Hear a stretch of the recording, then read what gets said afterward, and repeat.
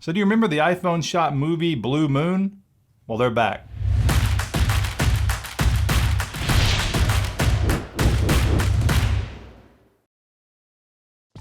About a year and a half ago, I did a video on the making of Blue Moon. It was shot on an iPhone 7 and it was made in New Zealand by a group of indie filmmakers for a super low budget. Well, the movie finally got distribution. Keeping secrets, sneaking around.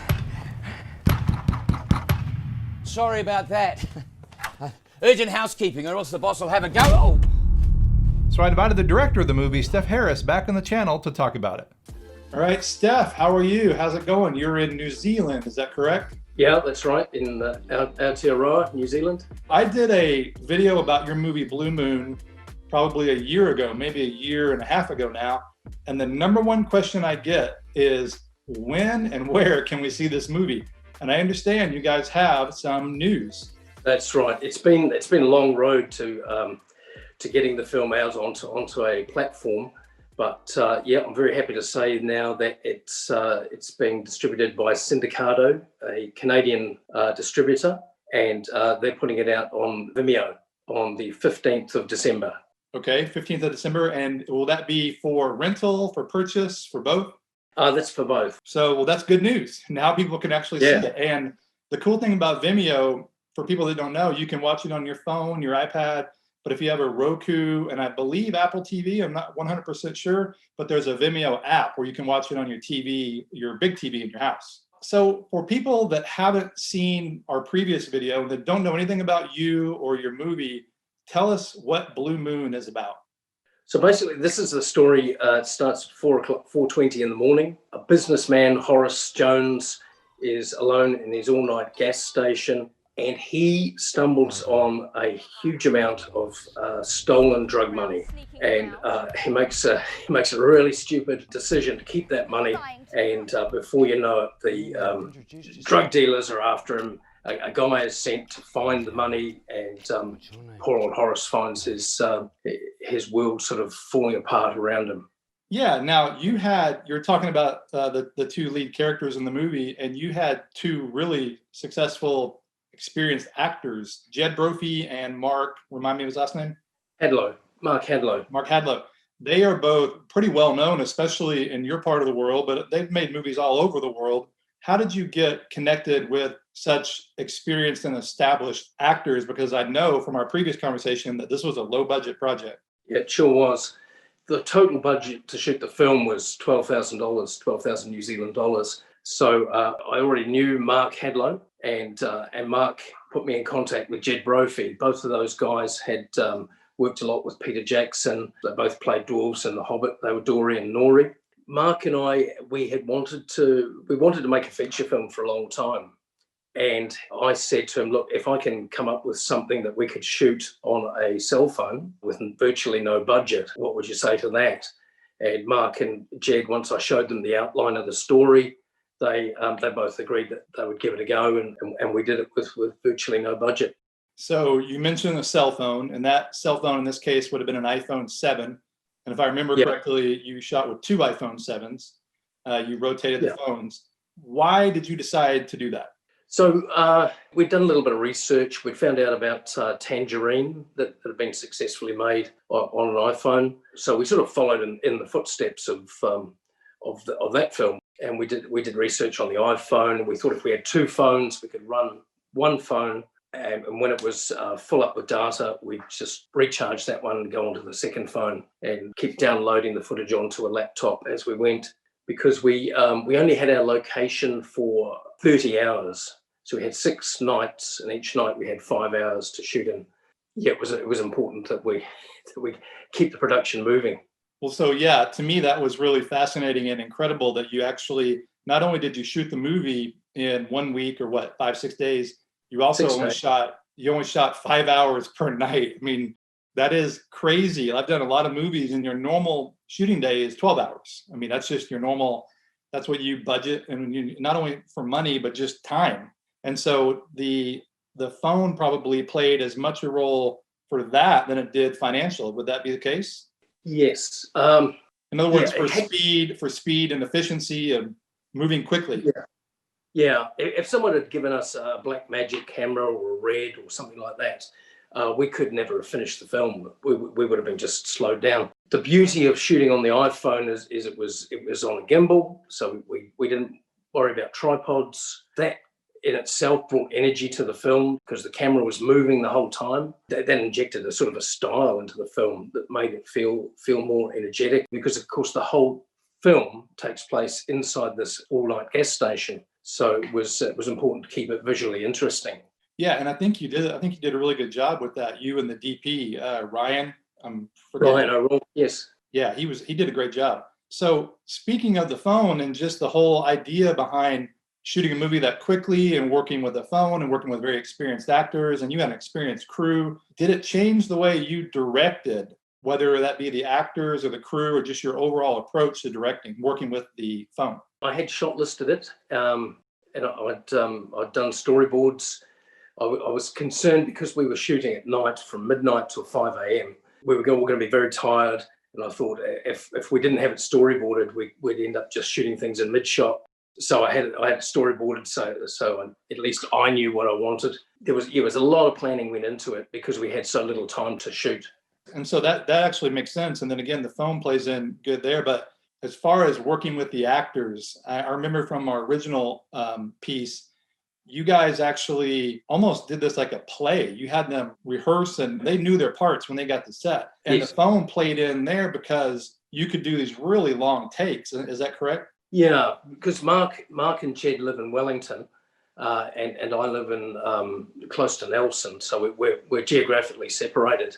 So they, in Wellington, the two of them would get together. They would rehearse the scenes. They broke it into eight scenes, rehearse those scenes in blocks, and it really helps the fact that they're playing off each other. Both actors are in the room, both actors are in the shot together, and they feed off each other artistically. Some of the dialogue sequences were up to 8 minutes, and we would just roll the scene for 8 minutes straight. And these guys knew all their lines, and they just kept going. Sometimes it was a shame to call cut, but we had to. But that also adds intensity to the story. Is these long takes? Yeah, no, I agree with that completely. And so ultimately, as filmmakers, we're really just storytellers. I shouldn't say just storytellers. We are storytellers. And so what you shoot on, and we talk about this all the time, doesn't really matter. It's how the story engrosses you, the movie engrosses you. It pulls you into the story. And so when I watched your movie, I knew it was shot on a phone. And about 15 or so minutes into it, I actually completely forgot. Because I think as a filmmaker, you'll notice, you know it looks different. It looks great, but it doesn't look like film, or it doesn't look like an Arri Alexa or a Red. It has its own unique look, which is great, but I don't think a general audience will ever know the difference or even care. So the point is not only did the phone work from that perspective, in other words, democratize the process for you, it made it possible, but it also, because of its small form factor, it was easier to use, easier to set up. It just worked for this movie in such a way that it may not work for another movie. And I think all those things came together and worked in your benefit. Would you agree with that? Yeah. Yeah, and one of the great things about shooting on the iPhone was that actors and crew, they talk about a lot of films. We're always talking about films we want to make. This one we want to make. Talk about it. And I was able to say to them, once I had the $10,000 in the bank, we've got a green light. This movie is happening. It's actually going to be shot, and this is the date. People just loved to hear that, and that got people enthusiastic and helped me get my crew.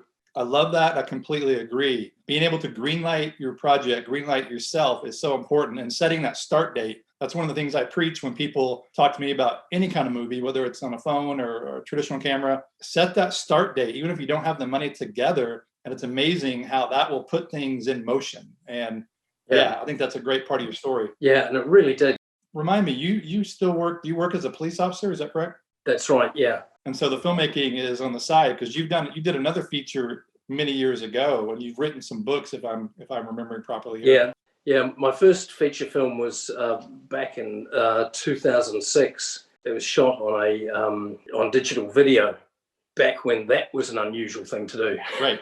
Yeah, same sort of deal. It was we had a $15,000 budget. and we shot it in 6 days. I see a trend here.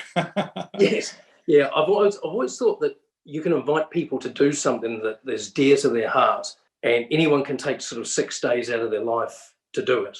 But any longer than that, and it becomes too difficult.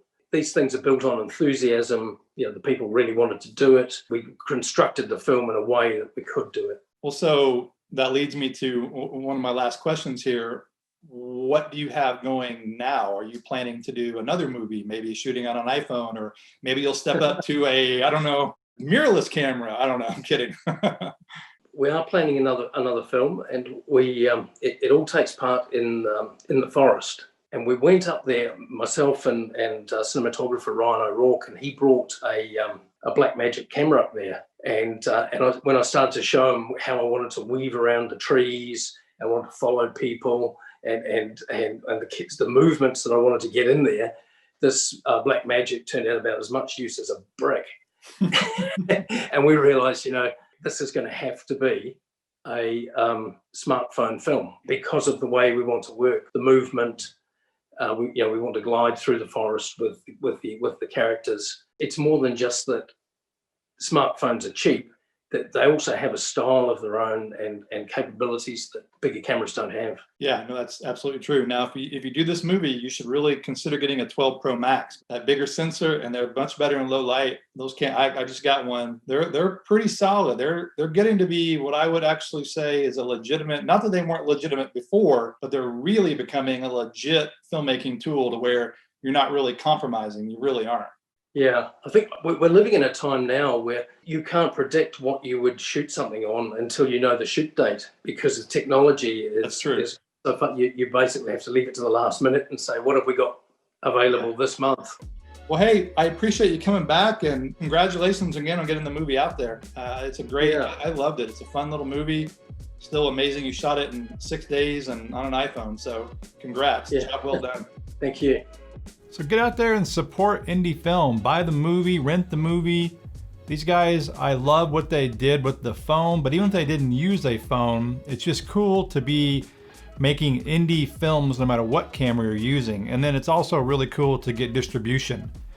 And so I had them on the show just to help promote the movie, but I really am impressed with what they did, but I'm also just happy to help other indie filmmakers spread the word about their projects. I've done many myself. I know how hard it is.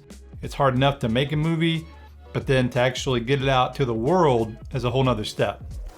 Well, thanks for watching, guys. This is Blake Calhoun. Please like, subscribe, and I will see you in the next video.